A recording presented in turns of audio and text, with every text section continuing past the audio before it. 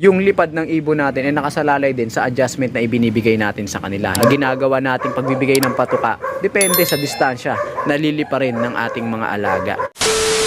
Good evening sa inyo mga kalapatids! Welcome back dito sa ating tambayan, Chocobolok TV. Pasensya na kayo sapagkat medyo madilim na sa pagkakataong ito. Kauwi lang kasi natin sa ating trabaho. Di na nakikita yung ating mga alaga dahil nga madilim na at papahinga na sila. Ayan. Ito yung ating si Naruto, dito siya nakapwesto.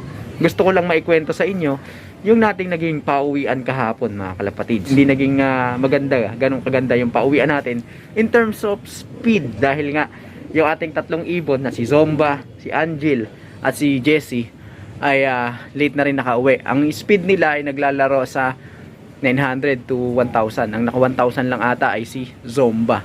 Pero okay na rin yun mga kalapatids, kahit na malaki yung ibinaba nila.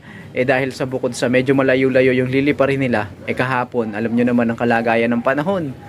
Smashan mga kalapatids. Yung mga kasama nga natin doon sa ating club na pinagsampahan, karamihan sa mga ibon nila hapon na nakauwi nung gumanda-ganda yung panahon. Napaka lakas kasi ng ulan kahapon mga kalapatids nung oras ng pauwian. Bagamat doon sa release area nakita natin parang medyo maliwalas yung kalagayan ng panahon. Pero nung mga bandang alas 8, alas 9, yan, kasagsagan na ng ulan dito sa ating lugar. Ewan natin dun sa mga dinaanan nila sa Bulacan, kung saan pa sila dumaan, baka umuulan dahil pagdating ng ating mga ibon medyo basa yung kanilang katawan.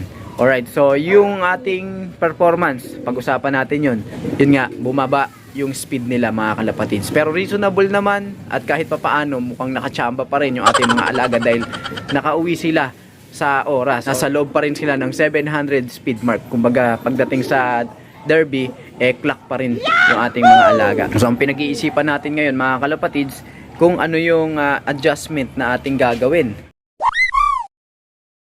Isa sa nakikita nating factors kaya medyo nahirapan yung ating mga alaga, unang-una yung panahon mga kalapatids, given na yun at wala tayong magagawa doon kasi minsan talaga ganun ang panahon, hindi naman lagi-lagi maganda yung panahon kapag lumilipad yung ating mga ibon.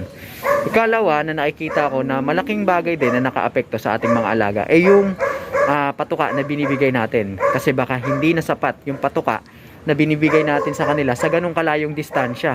So nakikita ko sa binibigay natin patuka, kaya pa rin naman nilang umuwi sa ganong kalayong distansya, kaya nilang itaguyod yung lakas na kailangan nila sa ganong kalayong liparan na pauwian. Subalit hindi rin mawala sa isip ko kung baka nahihirapan sila o baka talagang pigang-piga na yung gasolina nila para lang makauwi.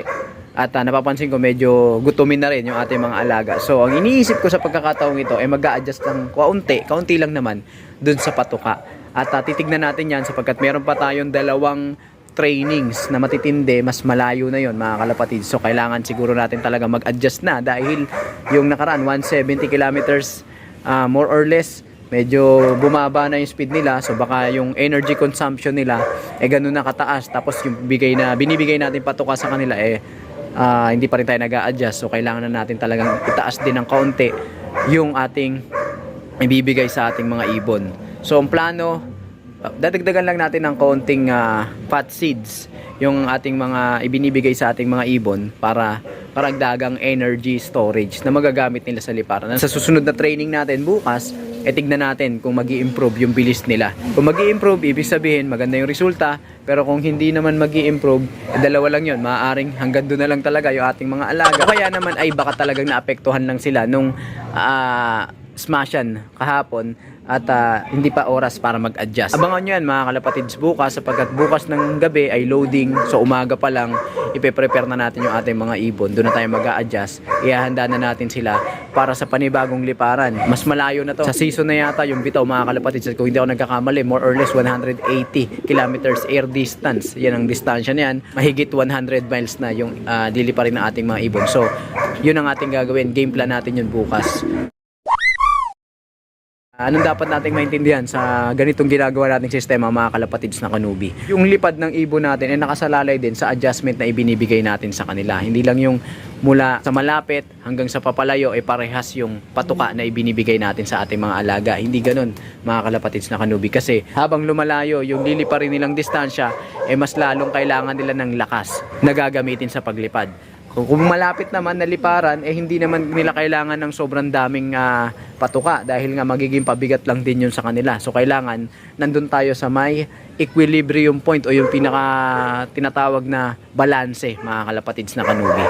So yun ang ating gagawin bukas, at sana sa maikling kwentuhan natin na ito nagkaroon kayo ng idea kung paano mag-adjust sa ginagawa nating pagbibigay ng patuka. Depende sa distansya na lilipa rin ng ating mga alaga. At ito, gusto ko nga tignan yung itlog ng ating mga ibon na to, kung fertile ba to. Kaya lang ayoko namang gambalain pa tong na to, pero sige, tignan natin mga kalapatids. Dahil excited na rin ako, dahil ito yung ating pinakahihintay na sisingsingan para sa aming dalawa ni Sir Paul Ryan na ilalaro namin sa BBC Summer 2025. So kukunin ko na yung itlog. A few moments later. Okay mga kalapatid, sinilip ko na yung itlog ng ating mga ibon at masayang masaya tayo dahil konfirmadong fertile at maganda yung development ng ginagawa nilang paglilimlim dun sa ating mga inaantabayan ng mga itlog. Ayan, meron na tayong sisingsingan para sa summer. Sana magtuloy-tuloy magandang performance na ginagawa ng ating mga breeders na ito sa pag-i-incubate o paglilimlim dun sa kanilang itlog, at eventually mapisa ng walang problema at mabuhay yung dalawang sisiw na ine-expect natin para meron na tayong sisingsingan. Ayan mga kalapatids, maraming salamat sa inyong pakikitambay dito kahit madilim na dito sa ating loft, at biganong kita yung ating mga alaga. Patuloy ko kayong i-update, at sa araw ng bukas loading tayo mga kalapatids. Abangan ninyo yung susunod nating video para sa adjustment na ating gagawin, at titignan natin yung resulta, yun ang pinakamahalaga, kung magiging epektibo ba yung ginagawa nating pag-a-adjust sa liparan ng ating mga alaga. Kaya sa mga hindi pa nakapag-subscribe dyan, mag-subscribe na kayo, hit nyo na notification bell para sa mga susunod nating kwentuhan, updated kayo sa ating ginagawang talakayan. Mag-like, comment, share kung nagustuhan mo ang video ito, at pakisuportahan ang ating Facebook page sa pamamagitan ng pag-follow para sa tuloy-tuloy na kwentuhan, nakapupulutan ng mga kaalaman. Paano mga kalapatids? At sa susunod nating pagkikita, magandang gabi sa inyo. Paalam!